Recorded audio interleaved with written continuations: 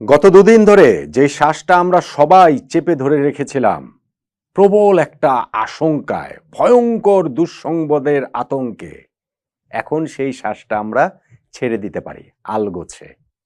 কেননা তামিম ইকবালের প্রাথমিক বিপদটুকুন কেটে গেছে। তামিম ইকবাল ভালো হয়ে উঠছেন, তামিম ইকবাল সুস্থ হয়ে উঠছেন। আজকেই সাভারের সেই কেপিজে হাসপাতাল থেকে তাকে ঢাকায় এভার কেয়ারে স্থানান্তর করা হয়েছে।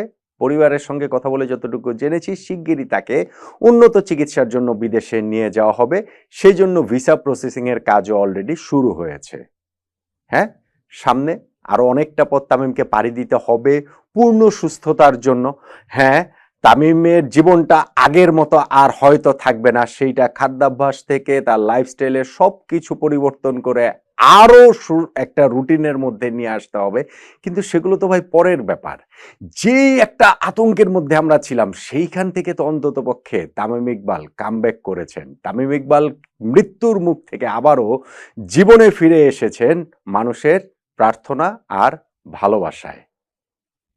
দেখুন, এই যে আমি শুরুতে বলছিলাম যে ২ দিন ধরে আমরা যে শ্বাসটা চেপে ধরে রেখেছিলাম, ২ দিন ধরে তার শ্বাস চেপে ধরে রাখা যায় না, এটা আমি একটা এক্সপ্রেশন হিসেবে বলেছি। কিন্তু তামিম আক্ষরিক অর্থেই ওই যে ২০ মিনিট, ২২ মিনিট, ২৫ মিনিট সময়, ওই সময়টা তামিমের হৃদযন্ত্রর কম্পনটা সত্যিকার অর্থেই থেমে গিয়েছিল।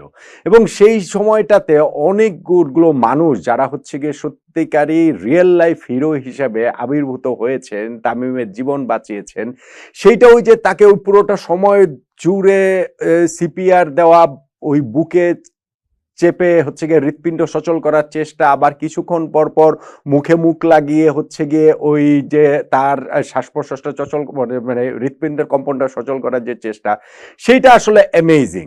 এবং ওই যে হাসপাতালটা সাভারের ওইখানকার ওই হাসপাতালের যে চিকিৎসক যারা রয়েছেন, তারা যেইভাবে রেসপন্ড করেছেন সবার প্রতি। আমি আজকেও হচ্ছে গিয়ে এভার কেয়ার হাসপাতালে তামিম ইকবালের মা তিনি বলছিলেন যে বাবা এদের কথা একটু বলবে, খুব ভালো করে বলবে, কারণ না এরা না থাকলে আমার বাচ্চাটাকে আসলে বাঁচানো যেত না। সবাই মিলে ওইখানে হাসপাতালের ডাক্তারগুলো, ওই বিকেএসপি মাঠের মানুষগুলো, ওরা সবাই হচ্ছে গিয়ে তামিমের জন্য যা করেছে, নইলে আমার বাচ্চাটাকে আমি আসলে আর ফেরত পেতাম না।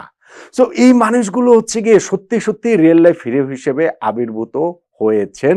এবং সেইখানটাতে তামিমকে আজকে যখন ওই হাসপাতাল থেকে, সাভারে সেই হাসপাতাল থেকে নিয়ে আসা হচ্ছিল এইখানটাতে হচ্ছে কি আমাদের ঢাকাতে এভার কেয়ার হাসপাতাল, তার আগেই কিন্তু ওইখানে গিয়ে তার সঙ্গে দেখা করেছেন তার ওই দীর্ঘদিনের সতীর্থ সাকিব আল হাসানের বাবা এবং মা। এইটা অনেক বড় নিউজ হয়ে গিয়েছে। সাকিব তার আগের দিন গতকালকেই তিনি তার সোশ্যাল মিডিয়াতে তামিমের সুস্থতা কামনা করে বার্তা দিয়েছেন। তামিমকে সতীর্থ, ভাই, বন্ধু হিসেবে তিনি আখ্যায়িত করেছেন। তাদের দুজনের সম্পর্ক মাঝখানে কি হয়েছে না হয়েছে ওইসব আলোচনা এখন পুরোপুরি অর্থহীন। কিন্তু এইরকম একটা সময়ে সাকিব যে তামিমের পাশে দাঁড়িয়েছেন ওই শুভকামনা নিয়ে, এবং তার বাবা মা আজকে গিয়ে দেখা করে এসেছে, এইটা আসলে অনেক বড় জেস্চার বলে আমার কাছে সত্যিকার অর্থেই মনে হয়। বাংলাদেশের ক্রিকেটের যে বৃহত্তর পরিবার, সেই বৃহত্তর পরিবারের বাইরে তো আসলে কেউ নয়। সো সেই জায়গা থেকে আমার কাছে মনে হয় যে এইটা সাকিব এবং সাকিবের পরিবারের তরফ থেকে এটা একটা খুব ভালো একটা চেষ্টা আমরা দেখতে পাচ্ছি। আমি তামিম ইকবালকে দেখছিলাম যে তিনি নিজেই এখন তিনি মোটামুটি হচ্ছে গিয়ে আস্তে আস্তে সুস্থতায় ফেরত চলে আসছেন।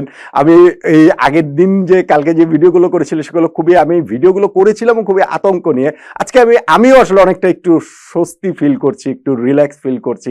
কেননা ওই হাসপাতালে তামিমের ভাই, মা, আত্মীয় স্বজন যারা যারা রয়েছেন, বন্ধু বান্ধব, তাদেরকেও দেখেছি যে তারা সবাই যে আবার একটা নর্মাল লাইফে যে তামিম ইকবাল ফেরত চলে আসছে।